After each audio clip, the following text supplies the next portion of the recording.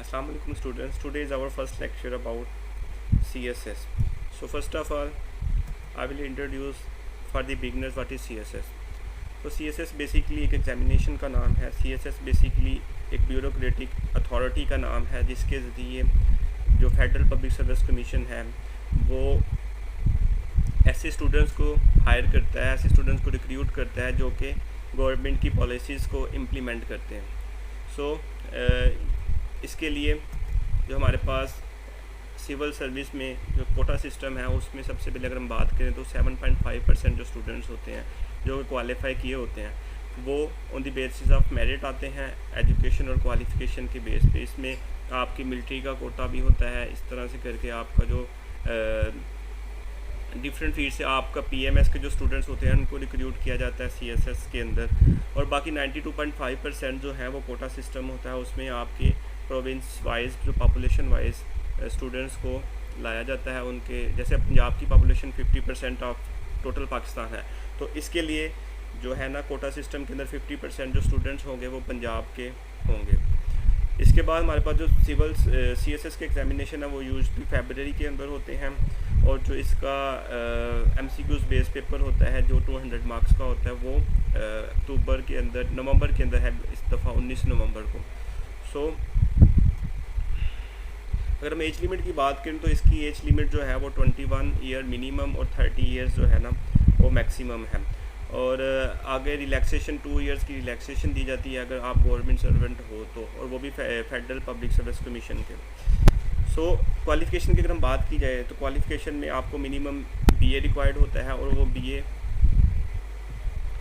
Required होता है. और टोटल मार्क्स जो है ना सीएसएस के वो 1500 होते हैं. उसमें से 1200 जो मार्क्स हैं वो आपके 1200 मार्क्स हैं वो आपके कंपल्सरी सब्जेक्ट और ऑप्शनल सब्जेक्ट्स के होते हैं. और 300 मार्क्स आपके साइकोलॉजिकल इंटरव्यू के लिए होते हैं. सो क्वालिफ़िकेशन मार्क्स की बात करें तो हमारे पास हमें सीएसएस के लिए क्वालिफाई करने के लिए आपने कंपल्सरी सब्जेक्ट्स में जिसके अंदर पाकिस्तान अफेयर्स आ जाता है, करंट अफेयर्स आ जाता है, उसके बाद जनरल साइंस एंड एबिलिटी आ जाता है, और इंग्लिश ऐसे, इंग्लिश प्रेसी और इस्लामियत का पेपर आ जाता है. तो उनको क्वालिफाई करने के लिए आपको 40% मार्क्स चाहिए. और अगर आपने क्वालिफाई करना है ऑप्शनल सब्जेक्ट्स में तो उसमें से आपको 33% मार्क्स जो है ना चाहिए. 100 में से आपको 33 मार्क्स लेने पड़ेंगे. और सेकेंडली एक ये कंडीशन भी होती है कि आपको 1200 में से 600 यानी 50% ऑफ मार्क्स जो है ना लेने चाहिए, जिसके बाद ही आप क्वालिफाई कर सकेंगे उस सीएसएस के इंटरव्यू के लिए. नेक्स्ट जो है जो हम स्टेप्स इन सीएसएस की बात करते हैं तो सबसे पहले जो स्टेप होता है वो एमपीटी का होता है. एमपीटी बेसिकली क्या है? एमपीटी 2021 में फेडरल पब्लिक सर्विस कमीशन ने इंट्रोड्यूस करवाया. उसमें मकसद ये था कि ऐसे स्टूडेंट्स जो कि इस एग्ज़ाम को लेके सीरियस नहीं है और वो इस प्रोसेस को जो है ना मतलब रिज़ल्ट आने के प्रोसेस को और जो सीएसएस की कंपल्जन की प्रोसेस को लेट कर रहे हैं तो उन स्टूडेंट्स को फ़िल्टर आउट किया जाए. एक पेपर उनसे लिया जाए 200 मार्क्स का और उसके लिए क्वालिफ़िकेशन मार्क्स जो लगाए हुए हैं उन्होंने वो 33% यानी 200 मार्क्स हैं. तो वो जो स्टूडेंट 33% ऑफ मार्क्स लेगा तो वही आगे जाके रिटन एग्जामिनेशन के लिए क्वालिफाई कर सकते हैं. तो ये एमपीटी की इस दफ़ा जो 2024 की डेट है वो 19 नवंबर 2023 है. जिसके बाद जब एग्जामिनेशन होगा और उसके बाद एक वीक या 10 दिन के बाद रिज़ल्ट आता है, फिर आप जो है ना जो बच्चे पास होंगे वो रिटन एग्जामिनेशन के लिए क्वालिफाई कर जाएंगे. तो रिटन एग्जामिनेशन की बात करें तो वो 1200 मार्क्स का होता है. 600 आपके ऑप्शनल सब्जेक्ट्स के होते हैं और 600 आपके कंपल्सरी सब्जेक्ट्स के होते हैं. ये हम ऑप्शनल सब्जेक्ट्स को और कंपल्सरी सब्जेक्ट्स को नेक्स्ट पोर्शन में डिस्कस करते हैं डिटेल में. अब हमारे पास जो तीसरा है वो ये है मेडिकल एग्जामिनेशन. मेडिकल एग्जामिनेशन में क्या होता है कि आपने जो स्टूडेंट्स क्वालिफाई कर गए हैं उनको बेसिक जो हो गया उनका वेट कितना है और उनकी बेसिक रिक्वायरमेंट जो हैं उनको कोई ऐसी बीमारी तो नहीं है जो उनको बाद में जाके उनकी सर्विस के दौरान उनके लिए मुश्किलात का बायस बने. तो वो चीज़ों को असेसमेंट की जाती है. उसके बाद आपका साइकोलॉजिकल असेसमेंट होती है और वाइवा होता है.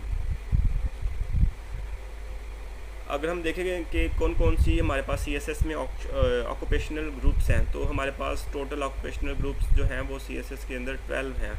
तो उसमें हमारे पास है पाकिस्तान एडमिनिस्ट्रेटिव सर्विस, ठीक है, पीएसपी है, पीसीएस है, एफएसपी है, आईआरएस है, कॉमर्स एंड ट्रेड ग्रुप है, information service of Pakistan, military land and cantonment group, office management and secretariat group और पाकिस्तान ऑडिट एंड अकाउंट्स, और हमारे पास पोस्टल ग्रुप और एंड पे हमारे पास रेलवे ग्रुप आता है। अब हम जो सबसे इम्पोर्टेंट पार्ट है हमारे लेक्चर का वो है कंपल्सरी सब्जेक्ट्स को कैसे हमारे पास कंपल्सरी सब्जेक्ट्स कौन से होते हैं और ऑप्शनल सब्जेक्ट्स की सिलेक्शन के लिए हमें क्या क्या चीज़ें रिक्वायर हैं, किन चीज़ों को देखना चाहिए। सबसे पहले हमारे पास इंग्लिश ऐसे आता है। कंपल्सरी सब्जेक्ट की बात की जाए तो इंग्लिश ऐसे जो है वो आपको 10 एसेस दिए होंगे आपने अपनी चॉइस का, जिस पे आप लिख सकते हैं। एक 100 मार्क्स का 3000 वर्ड या 2500 वर्ड्स का ऐसे लिखना होगा। तो उसके बाद जो है ना इसका कोई सिलेबस नहीं है, आपका जो है ना खुला है और वो जिस टॉपिक पे चाहे आपसे पूछ सकते हैं। तो इसके बाद सेकंड पेपर हमारे पास आता है इंग्लिश प्रेसिज एंड कंपोजिशन। तो इसके अंदर जो है हमारे पास वो कैब का 20 मार्क्स की वो कैब आती है और 80 मार्क्स का हमारे पास दूसरा पेपर होता है। और जनरल साइंस एंड एबिलिटी के अंदर हमारे पास ये भी इसका भी वही फॉर्मेट है, 20 नंबर के एमसीक्यूज और 80 मार्क्स का जो आपका सब्जेक्टिव पेपर होता है। करंट अफेयर्स के अंदर हमारे पास करंट अफेयर्स जो हैं वो उसमें हमारे पास पिछले हमारे रीजन के क्या चीज़ें चल रही हैं, हमारे सोशल इश्यूज़ क्या हैं, हमारे रीजन के इश्यूज़ क्या हैं, इस तरह के जब हम डिफरेंट चीज़ें हैं वो इसके अंदर करंट अफेयर्स के अंदर पूछी जाती है। पाकिस्तान अफेयर्स के अंदर आपके पास पार्टीशन ऑफ पाकिस्तान है, उसके बाद आपको जो है ना पोस्ट पार्टीशन के बारे में कि अभी करंट क्या चल रहा है, हमारी जीडीपी की क्या सूरत हाल है, इकोनॉमी की क्या सूरत हाल है, इस तरह से इन चीज़ों को लेके चला जाता है। नेक्स्ट पे हमारे पास जो 6th वाला कंपल्सरी सब्जेक्ट है वो इस्लामिक स्टडीज़ है। तो ये मुस्लिम्स के लिए, और अगर नॉन मुस्लिम चाहिए तो वो comparative study of major religions वो रख सकते हैं। इस तरह से हमारे कंपल्सरी सब्जेक्ट्स जो है ना ये हर स्टूडेंट ने पढ़ने हैं और ये हमारे पास 600 मार्क्स के सब्जेक्ट्स हैं। नेक्स्ट में हमारे पास ऑप्शनल ग्रुप्स हैं। तो हमारे पास जो ग्रुप 1 है उसमें आपको 200 मार्क्स का एक पेपर लेना पड़ता है। तो अगर हम बात करें अकाउंटिंग की, अकाउंटेंसी एंड ऑडिटिंग, इकोनॉमिक्स और कंप्यूटर साइंस, ये ऐसे 3 सब्जेक्ट्स हैं जिसके लिए अगर आपने इसको ऑप्ट करना है तो आपका इसमें बीएस या ख़ास तौर पे एमफिल लाजमी रिक्वायर्ड, क्योंकि ये सब्जेक्ट्स ऐसे नहीं है कि आप इसको पहली दफ़ा पढ़ें और आपको आ जाए। तो इनके सब्जेक्ट्स को रखने के लिए आपके पास जो है ना प्रायर एक्सपीरियंस होना चाहिए, आपको इन चीज़ों को पहले पढ़ा होना चाहिए। लेकिन जो नीचे 2 सब्जेक्ट हैं पॉलिटिकल साइंस और इंटरनेशनल रिलेशन, ये ऐसे सब्जेक्ट्स हैं कि एक ऐसा बंदा जिसको पॉलिटिकल साइंस का बैकग्राउंड नहीं है और इंटरनेशनल रिलेशंस का बैकग्राउंड नहीं है, तो अगर वो चाहे थोड़ी सी एफ़र्ट के साथ कुछ महीना 15 दिन लगा के जितनी वो एफ़र्ट कर सकता है, ये सब्जेक्ट्स को वो मास्टर कर सकता है। तो यहाँ पे इस ग्रुप के अंदर ज़्यादातर जो सब्जेक्ट उठाए जाते हैं वो पॉलिटिकल साइंस और इंटरनेशनल रिलेशंस हैं।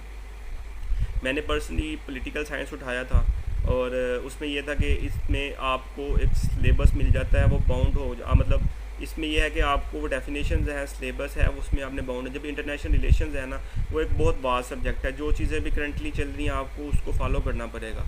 तो ये 2 सब्जेक्ट्स हैं इसमें। अब ये नेक्स्ट 200 मार्क्स का है, तो इसमें हमारे पास physics, chemistry, applied mathematics, pure mathematics, statistics and geology, ये ऐसे सब्जेक्ट्स हैं कि अगर आपने इनको ऑप्ट करना है तो इसके लिए आपको सॉलिड बैकग्राउंड होना चाहिए। तो इसमें आपको 200 मार्क्स का लेना पड़ता है सब्जेक्ट्स। अगर आपने फिज़िक्स केमिस्ट्री लेना तो आपको एक सब्जेक्ट ले लें, वो इनफ होगा। अगर आपने इसके अलावा ये जो नीचे 4 सब्जेक्ट्स हैं लेने हैं तो आपको पेड लेना पड़ेगा। अगर आपने अप्लाइड मैथमेटिक्स रखनी है तो आपको नीचे वाले 3 सब्जेक्ट्स में भी कोई एक सब्जेक्ट रखना पड़ेगा। यानी इस ग्रुप के अंदर आपको 200 मार्क्स लाजमी लेने पड़ेंगे। आप ये नहीं कि इसमें से 100 मार्क्स का ले लें और 100 मार्क्स का छोड़ दें। हमारे पास जो ग्रुप 3 है उसमें बिज़नेस एडमिनिस्ट्रेशन है, पब्लिक एड है, गवर्नेंस एंड पब्लिक पॉलिसीज़ है, town planning and urban management. तो इसमें हमारे पास जो ज़्यादा ऑप्ट किया जाता है वो पब्लिक एड है। तो लेकिन पब्लिक एड के लिए ये चीज़ रिकमेंड की जाती है कि अगर आप कंसेप्चुअल राइटिंग कर सकते हैं, आप क्वेश्चंस को डिकोड कर सकते हैं, चीज़ों को समझ सकते हैं, तो आप इस सब्जेक्ट को ऑप्ट करें, वरना ये काफ़ी डेंजरस हो सकता है आपके लिए। हमारे पास जो ग्रुप 4 है तो उसके अंदर हमारे पास हिस्ट्री के सब्जेक्ट्स हैं। तो इसमें history of Pakistan and India, Islamic history and culture, British history, European history और हिस्ट्री ऑफ यूएसए। तो इसमें अगर हम करें बात history of Pakistan and India, तो इसमें यह है कि ये सब्जेक्ट जो है ये बहुत वास्ट है। इसको पढ़ने के लिए आपको एक बहुत ही लेंथी पीरियड रिक्वायर्ड है कि आप इस सब्जेक्ट को मास्टर कर सकें। हम सोचते हैं कि हम पाकिस्तान अफेयर पढ़ रहे हैं तो हम history of India and Pakistan भी पढ़ सकते हैं, लेकिन ये दोनों सब्जेक्ट्स जो है ना बहुत डिफरेंट है एक दूसरे से, और आपको इन दोनों को अलहदा से टाइम देना पड़ेगा, और ये बहुत लेंथी सब्जेक्ट है। इस्लामिक हिस्ट्री एंड कल्चर भी इतना को फेवरेटली ऑप्ट नहीं किया जाता, क्योंकि इसका भी जो सिलेबस है वो बहुत ज़्यादा हमें CSS में चाहिए ऑप्शनल सब्जेक्ट में ख़ास तौर पे कि ऐसे सब्जेक्ट्स ऑप्ट करें जो कि हमें क्या कहते हैं एक्साइट भी करें, और साथ में वो हमारा टाइमली कंप्लीट भी हो जाए। तो यहाँ पे जो रिकमेंड किए जाते हैं वो ब्रिटिश हिस्ट्री है और हिस्ट्री ऑफ USA है। यूरोपियन हिस्ट्री भी एक लेंथी है, क्योंकि आपको इसमें यूरोप के डिफरेंट कंट्रीज़ में क्या होगा उस चीज़ को देखना पड़ता है। तो यहाँ पे जो सबसे ज़्यादा ग्रुप उठाया जाता है वो हिस्ट्री ऑफ USA और ब्रिटिश हिस्ट्री है। तो इसमें से हिस्ट्री ऑफ USA जो है इसका स्कोरिंग ट्रेंड अच्छा रहा है पिछले कुछ सालों में, लेकिन पिछले 2-3 साल के अंदर इसका जो पेपर है वो बहुत ही कंसेप्चुअल और बहुत ही डिफरेंट डाला हुआ है एग्जामिनर ने। जैसे आप 2023 का पेपर देखें तो आपको आइडिया होगा कि स्टूडेंट्स को बहुत डिफ़िकल्टी हुई, बहुत सारे स्टूडेंट्स हिस्ट्री ऑफ USA के अंदर फेल हुए। लेकिन खैर ये जो सब्जेक्ट है इसकी सिलेबस इतना लेंथी नहीं है, शॉर्ट सिलेबस है और बहुत स्टूडेंट्स इसको ऑप्ट करते हैं। हमारे पास ग्रुप 5 है, तो ग्रुप 5 के अंदर जो है ना agriculture and forestry, botany, zoology, English literature और उर्दू लिटरेचर, ये जो सब्जेक्ट्स हैं तो इसके लिए आपको प्रायर बैकग्राउंड होना चाहिए और अच्छा खासा आपका नॉलेज होना चाहिए। इसमें ये इश्यूज़ भी आता है कि ये सब्जेक्ट्स बहुत कम लोग ऑप्ट करते हैं। एग्जामिनर के पास खुला टाइम होता है कि आपके पेपर चेक करे और चेक करके वो इस पर उसके मतलब उसको डीपली जाए और डीपली जाके जितना वो गलत कर सकता है वो कर देता है। लेकिन अगर हम जेंडर स्टडी और इन्वायरमेंटल साइंस की बात करें तो अगर आपका मैं ये आपको रिकमेंड करूँगा कि अगर आपको साइंसेस का बैकग्राउंड है तो आप इन्वायरमेंटल साइंस को ऑप्ट करें, क्योंकि ये आपको ऐसे में भी हेल्प करेगा। आपको करंट अफेयर के अंदर भी कुछ टॉपिक्स आजकल करंटली चल रहे हैं जिसमें ये आपको हेल्प कर सकता है, ठीक है। और अगर आप जेंडर स्टडी ऑप्ट करना चाह रहे हैं तो जेंडर स्टडी भी जो एक बहुत ही स्कोरिंग सब्जेक्ट है।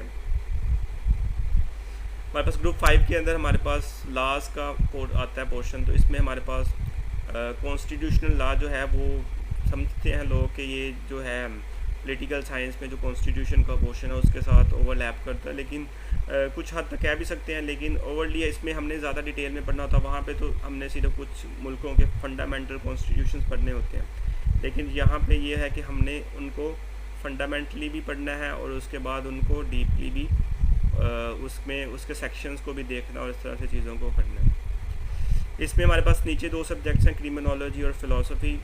क्रिमिनोलॉजी बहुत ज़्यादा ऑप्ट किया जाता है, सबसे ज़्यादा इस ग्रुप के अंदर ये सब्जेक्ट ऑप्ट किया जाता है।